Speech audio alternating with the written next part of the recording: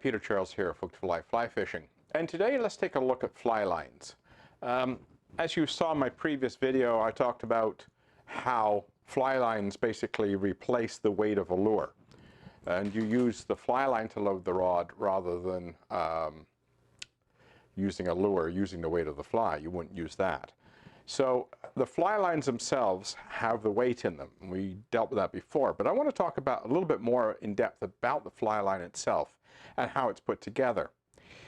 These fly lines aren't level. They're not straight like mono. If you get some 10-pound mono, it's straight diameter all the way through. Fly lines aren't built that way. They start skinny and then they get thicker, and usually that length of line where they get to their thickest point is usually somewhere between 4 and 10 feet. Depends on the line and what it's supposed to do. And then it gets quite thick. So at this point, it's at its thickest point, and that's where our weight is. Now, that goes on for 25, 30 feet, and then it starts to get skinny again.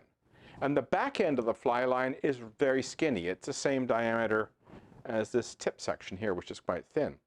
So it goes thin, thick, thin, and then it stays thin right to the end of the fly line, and that's called running line. So the two components of the head, the two components of the fly line are the head and the running line. The head has the weight. The head is the front end. Sometimes people don't know which way they're supposed to put the fly line.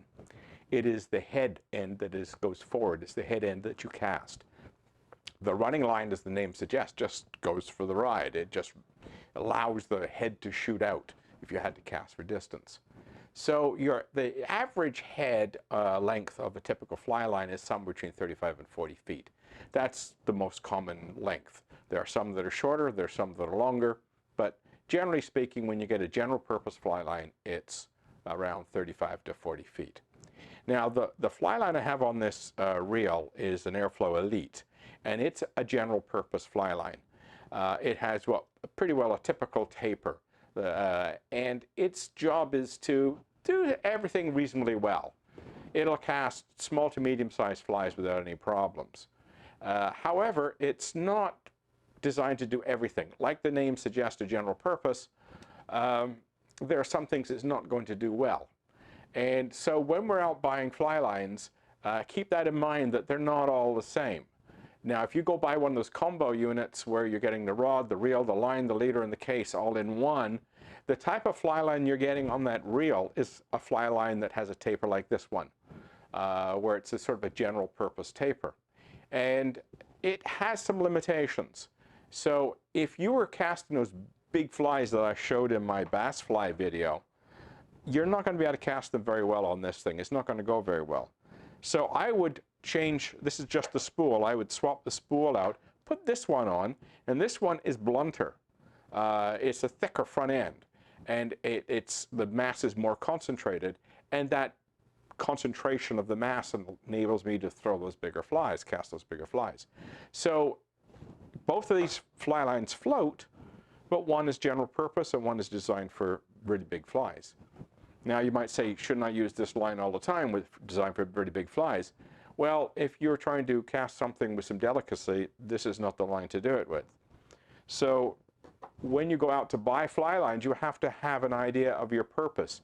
Are you going to be casting small flies to small fish, and you have to be very delicate with how you present the fly?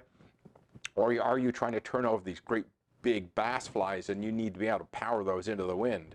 And then you need a chunky line that's going to do that.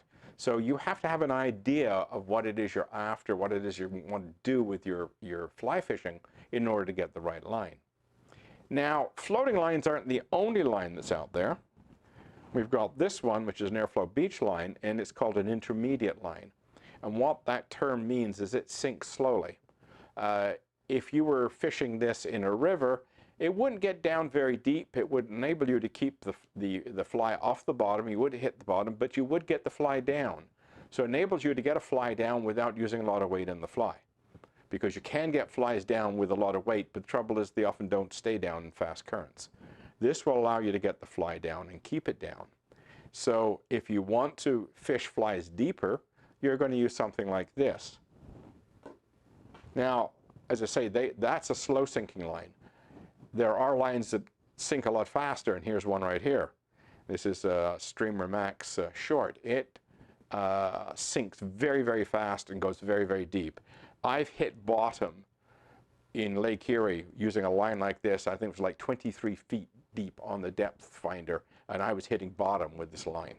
So you can get very, very deep in a lake with a line like this, and you can get fairly deep in a fast-flowing river as well. So when you're thinking of fly fishing, it's not just floating lines.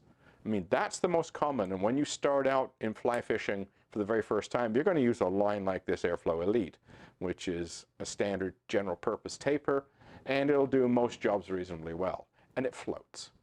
So that's your typical fly line. That's the kind of fly line you're going to start with.